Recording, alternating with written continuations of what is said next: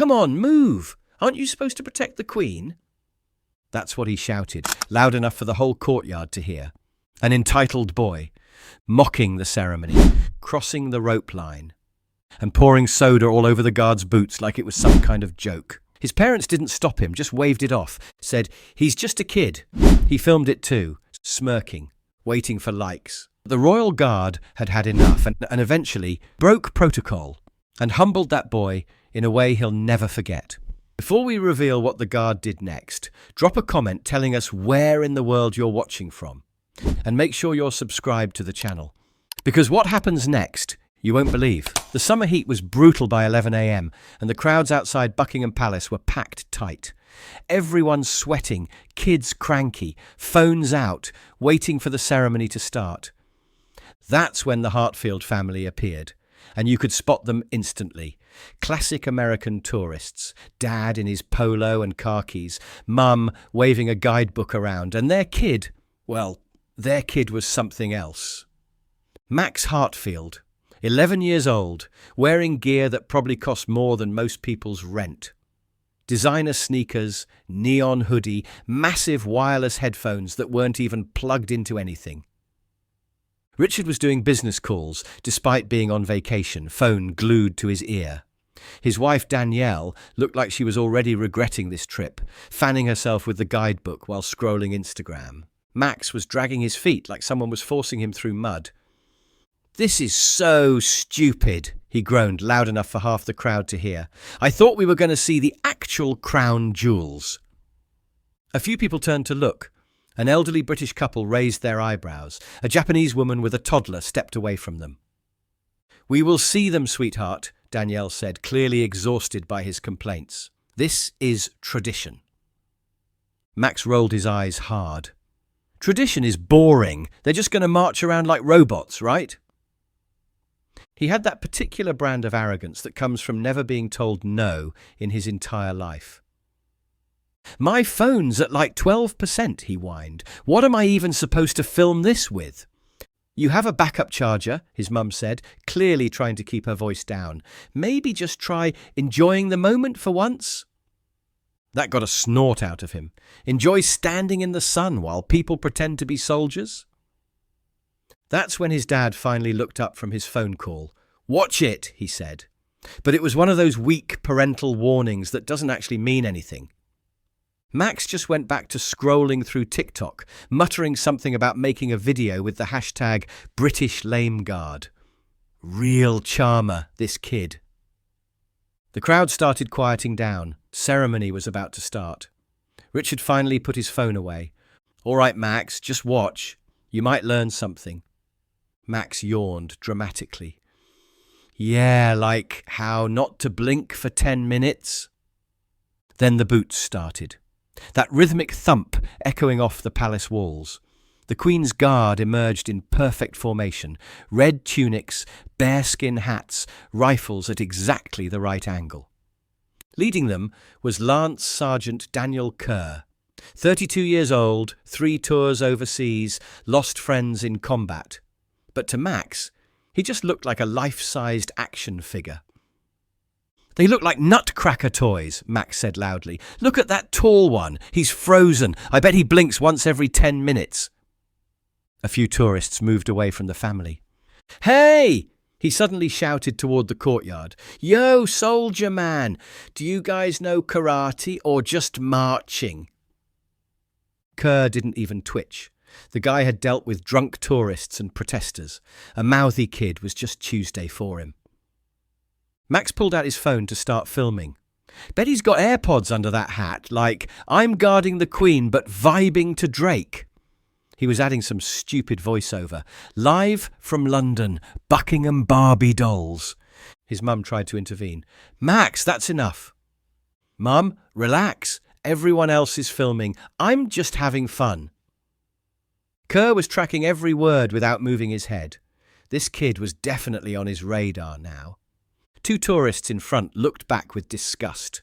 "Someone should teach that boy manners," one muttered.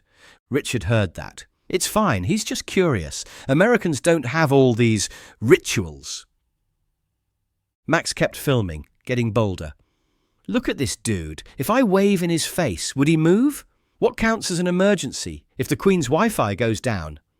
Max, please, his mum hissed. People are staring. That just made him grin wider. Yeah, because I am the only interesting thing happening. For a split second, Max's eyes met Kerr's gaze. Just a flicker, but enough to make Max feel like he'd won something. He whispered to his camera, "He saw me, dude's cracking." A tourist behind them muttered, "That kid's about to push his luck too far." She was absolutely right. Max wasn't just filming anymore, he was performing. He spun around grinning like he was on stage. Bet if I just walk up to him, he won't even blink. Don't even think about it, his mum said, grabbing his sleeve. Max jerked away. It's not like I'm hurting anybody. His foot went over the rope barrier. The crowd sucked in their breath. Parents grabbed their kids. Phones came out faster than ever. Max! His mum shrieked. Get back here! His dad finally looked up. Maxwell, get back behind that rope. But Max walked right up to Kerr, stopped maybe 18 inches away. Dead silence. Like someone hit a mute button on hundreds of people. Max looked up at this highly trained soldier with pure smugness. You're not supposed to move, right? That's the whole deal? Kerr didn't respond, but his jaw tightened slightly. You just stand there and look important, like a giant red ketchup bottle with a gun. Max started moving around, waving his hand near the guard's face. You can see me, right? You're not asleep under there. Kerr's hand tightened on his rifle. Palace security started moving through the crowd. I bet you can't even move or you get in trouble. I could do anything right now. His parents were frozen, too shocked to act, too embarrassed to shout. Then Max reached into his hoodie and pulled out a half-empty bottle of lemon soda. Without hesitation, he unscrewed the cap and poured the entire thing over Kerr's perfectly polished boots. The crowd exploded. People gasped, screamed, backed away. The sticky yellow soda hit those pristine boots and splashed onto the cobblestones.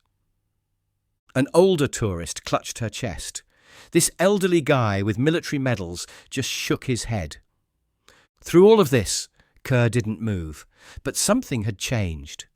He wasn't just a ceremonial guard anymore. He was a soldier who had just been systematically humiliated. This uniform represented everything: the crown, the military, generations of tradition. Kerr had worn it in war zones, had friends die wearing it, and some privileged kid had just turned it into a TikTok joke.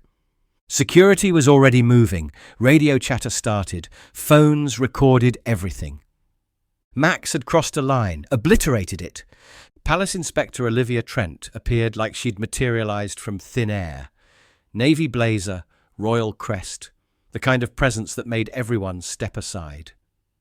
Barrier breach, civilian minor, guard contamination, she said into her radio. Sir, she said to Max with cutting firmness, step back behind the line immediately. Max spun around, startled. I didn't do anything bad, it's just soda. He didn't even move. You're in restricted space and just poured liquid on an active duty Coldstream Guard. That's contamination, disruption and potential assault. That word, assault, hit like a slap. His mum pushed through. He's just a child. Then perhaps he should be with the other children, Olivia replied. His dad arrived, already reaching for his wallet. I'm sure we can work something out. Happy to make a donation. This isn't a fundraiser, sir. It's an active security breach. Max lifted his phone high, trying for a selfie with Kerr behind him. Smile for the gram. I broke the Buckingham bot. That's when Kerr finally moved. Lightning fast, he stepped forward and knocked the phone from Max's hand. The device spun through the air and shattered on the cobblestones. The crack echoed like a firecracker. The crowd went insane. People screamed, cameras swiveled, parents pulled their kids closer. Suddenly, dozens of phones were pointing straight at Max, who was staring down at his expensive phone lying in pieces on the ground. You broke my phone, he shrieked. That was $2,000. Olivia didn't even blink. Neither did Kerr, who had returned to his rigid stance like nothing had happened. "That's destruction of property," Richard shouted. "You'll be paying for that replacement." "No," Olivia interrupted. "He won't. Your son violated security protocols, assaulted a ceremonial guard, crossed restricted barriers, and used recording equipment in unauthorized proximity to armed personnel. You're lucky this isn't being treated as a full criminal incident." Max was sputtering now. "But he hit me! He assaulted me!" Olivia looked at him like he was speaking a foreign language. "He removed a security threat. The fact that you're still standing is proof of his restraint." Another silence fell, but this one was different, heavier. More than 100 people stood watching, some live streaming, some whispering, all of them witnessing this moment when a kid who'd never been told no finally met the wall of real consequences. But it wasn't over, not even close. Because while Max was still processing his shattered phone, Olivia was already back on her radio. "Inspector Trent to control. Escalate to senior command. Requesting Colonel Allerton on site. Civilian breach requires command-level review."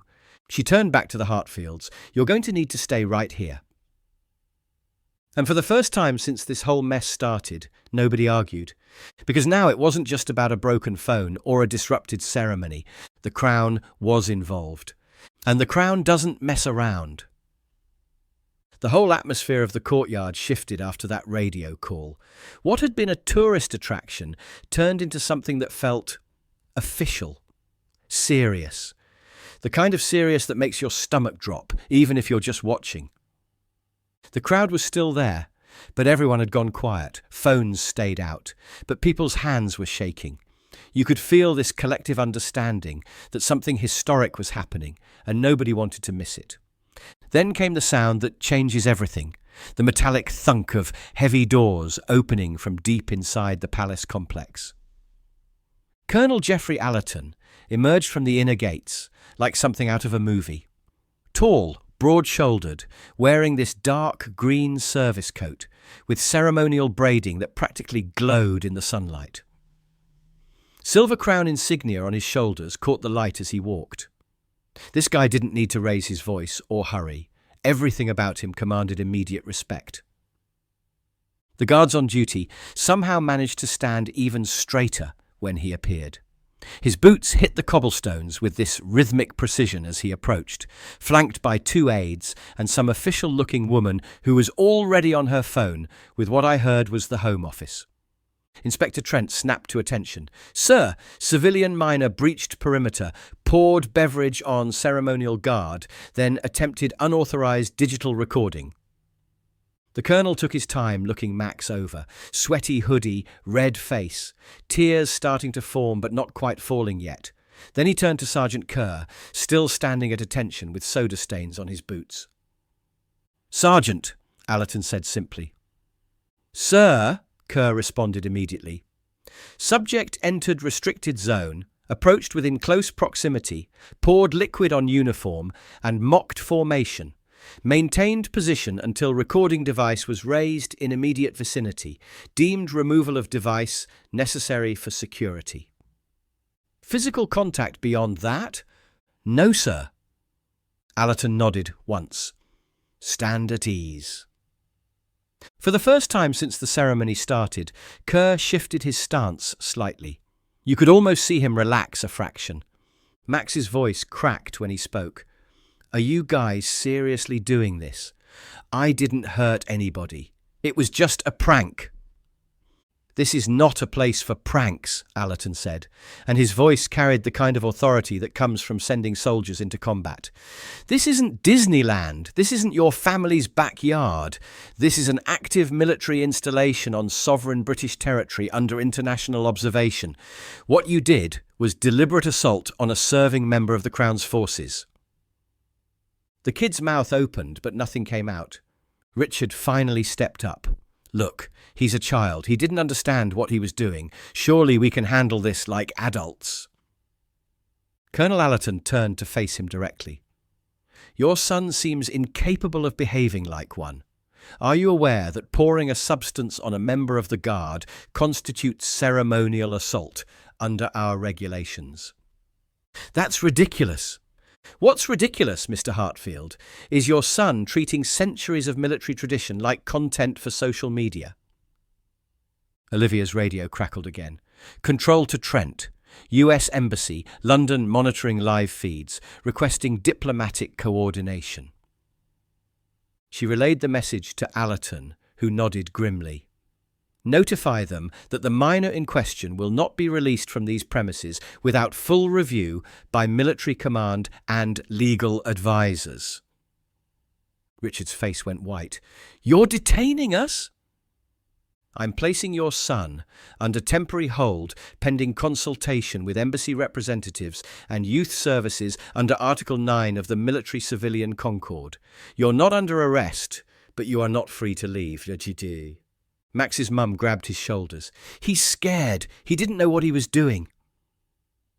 Allerton's eyes met Max's, and there was no warmth there. Just the measured gaze of someone who'd made life and death decisions in places most people couldn't imagine. Young man, he said, if this were 30 years ago, you'd be leaving this courtyard in handcuffs.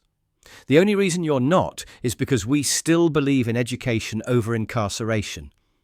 But make no mistake, you're being treated far more gently than you treated that soldier. Max's shoulders sagged. All that confidence, all that performance. It was just gone. The tourists weren't laughing anymore. They were documenting. The cameras weren't for entertainment. They were evidence. And his parents? For the first time in his life, they couldn't buy their way out of this. Max was learning what it felt like when the world doesn't revolve around you, and someone with real authority had decided that lesson wasn't optional. You could see it happening in real time, this spoiled kid finally understanding that he wasn't the center of the universe. Max stood there staring at the ground, shoulders slumped, looking smaller than I'd ever seen an 11-year-old look. His sneakers were making these little sticky sounds every time he shifted his weight. Leftover soda residue from Kerr's boots. A tear actually rolled down his cheek. He tried to wipe it away quick, but too late. The crowd saw everything now. Young man, Colonel Allerton said, his voice quieter but somehow more intense. Look around you. Do you see what this has become? Max glanced up, and I swear you could watch his face change as he took it all in. Phones everywhere. Cameras pointed straight at him. And not just tourists anymore. There was a BBC News van parked down the street. Some reporter with a microphone was already interviewing witnesses.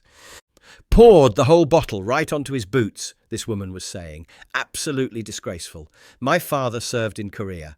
I've never seen such disrespect in my life. Another voice from across the courtyard. This elderly guy with a cane and a chest full of medals. That boy wouldn't last 5 minutes where that guard's been, he said to whoever would listen. And here he is trying to humiliate him for laughs. Max's chest was getting tight. You could see panic starting to set in. The videos were already circulating. I could see people on their phones sharing clips, adding captions. One showed the soda pour. Another caught the phone getting smacked. A third focused on Colonel Allerton saying, assault on a serving member of the Crown's forces. Buckingham, disgrace, was trending within minutes. #entitled tourist kid. # respect the guard. All of it spreading faster than wildfire. Inspector Olivia came back from another radio conversation. Sir, Home Office and Embassy both want this contained, but they're expecting visible consequences. Allerton nodded, then looked back at Max. Tell me something. What exactly did you think would happen when you poured that drink? Max's voice came out as barely a whisper. I don't know. I thought he wouldn't care, that he couldn't do anything about it. So, you did it because you believed he was powerless, Allerton said, his tone getting sharper. Is that correct? Max's eyes were filling up again. I didn't mean it like that. You didn't mean it. The colonel stepped closer.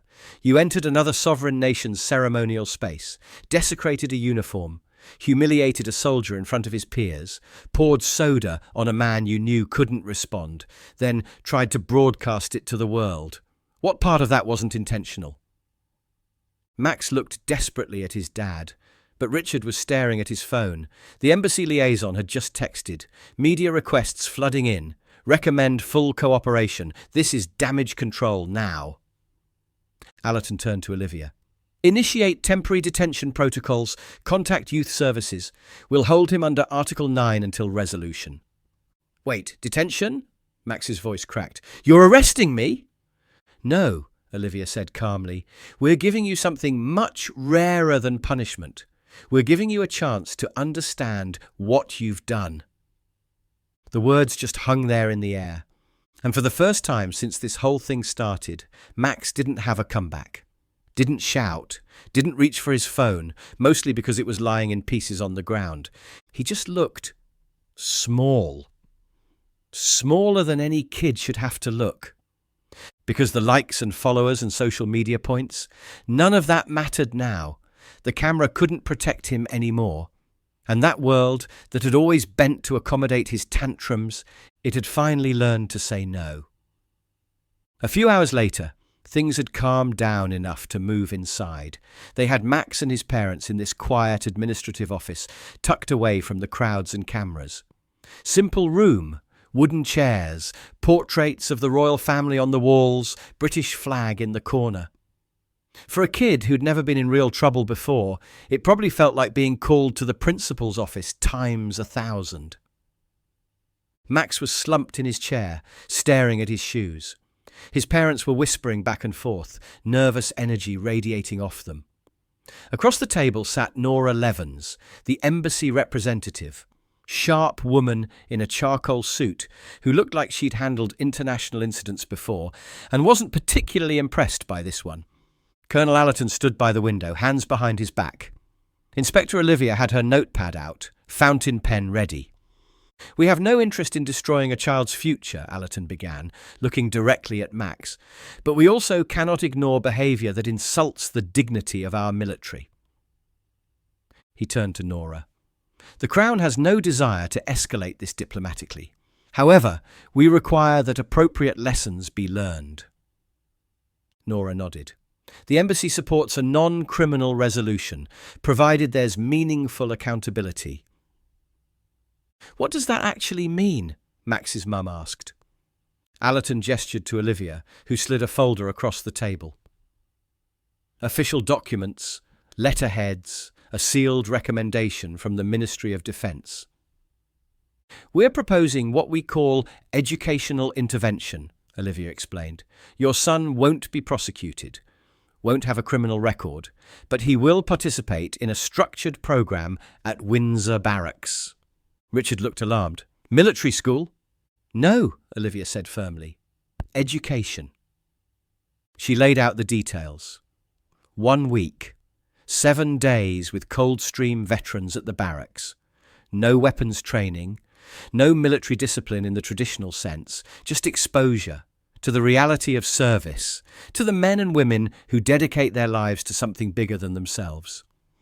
Tasks would include uniform maintenance, facility upkeep, attending briefings about military history and tradition. He'd work alongside a former army psychologist, Dr. Lynn Proctor, who specialised in helping young people understand the impact of their actions. It's not designed to humiliate him, Olivia continued. It's designed to open his eyes. Max looked up for the first time in an hour. Do I have to? Colonel Allerton raised an eyebrow. You're not under arrest, but if you refuse, we'll be forced to pursue formal charges. Assault on active military personnel. Under British law, age reduces sentencing, but doesn't eliminate responsibility. Max swallowed hard and nodded. His dad tried one last time to negotiate. We'd like assurances this won't become a media circus. The media has already had their moment, Olivia replied, closing the folder. What we're offering now is private, quiet, a chance for growth away from the cameras. Nora added, Frankly, it's the best outcome your family could hope for. Long silence. Finally, Max whispered, Will he be there? The guard the one whose boots Sergeant Kerr? Allerton asked. Max nodded. That depends on him, Olivia said. But if you do meet him again, it won't be as a boy looking for attention. It'll be as someone who understands who he really is. Max's mum put her hand on his back. For once, he didn't pull away. Outside, London kept moving. Tourists laughed, traffic hummed, life went on. But in that room, something fundamental had shifted. Max Hartfield had walked into Buckingham Palace as an entitled brat with a smartphone. He was leaving with a schedule, a supervisor, and, for the first time in his life, real consequences that couldn't be bought, negotiated, or ignored. What happened next would determine whether he learned from this moment or let it define him. Windsor Barracks sits about 20 miles west of London, tucked behind security fences and away from tourist eyes. When Max arrived that first morning, the sky was grey and overcast, and everything smelled like boot polish and discipline. He wasn't wearing his designer hoodie anymore, just a plain grey t-shirt, navy trousers issued by the programme, and sneakers his mum had scrubbed until they looked almost new again. No headphones, no phone. Just a backpack with basic supplies, and this look on his face like he was walking to his execution. Dr. Lynn Proctor met him at the gate. Late 40s, auburn hair cropped short, eyes that had clearly seen enough nonsense to last several lifetimes. She walked like someone who'd once commanded respect from much bigger people than Max. This isn't punishment, she told him as they walked through the entrance. This is perspective. You're going to spend time with people who live what you mocked. The mess hall was their first stop. 3 veterans were waiting by a long bench covered with boots, brushes, tins of polish, and rags. 2 older guys, 1 younger. They weren't hostile, just watchful. This is your station for the next hour, Dr. Proctor said. You'll clean and polish every pair of boots on this bench. Ask questions if you need help. Listen when they answer. Max dropped onto the bench and picked up the first boot. He had no idea what he was doing. Held the brush wrong, used too much polish, couldn't get the laces out properly. But the men didn't mock him or get impatient. They just quietly showed him the right way. Easy pressure on the toe, one muttered. That's where the light hits first. Pride shows in the toe. Yes, sir, Max said automatically. Nobody had told him to say sir. It just felt right. By mid-morning, he'd worked through 14 pairs of boots and was getting the hang of it.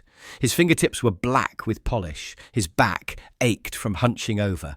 But something about the repetitive work was calming, maybe? That's when another figure walked into the room. Young guy, maybe 22, with sharp features and intense eyes. This is Guardsman Jalen West, Dr. Proctor said. Max, you'll shadow him today. They walked the barracks grounds together, checking equipment, organising ceremonial kit. West didn't talk much at first, just showed Max what needed doing. But when they stopped at a locker with a faded photo taped inside, young soldier in uniform, huge grin, West finally spoke. My brother, he said simply, didn't make it back from Afghanistan. Max didn't know what to say to that. He loved being a guard, West continued, said the ceremony meant something, still does to me. They spent the rest of the day doing maintenance work. Sweeping floors, polishing brass, folding flags with military precision. Max worked without being told what to do. No complaints, no phone to check. Just work. During lunch, he sat with a group of retired guards. They shared stories, but not the way he expected. No glory tales or war movies stuff. Just quiet moments, standing post in the rain. Carrying letters for wounded friends, being away from family for months at a time, knowing they might not make it home.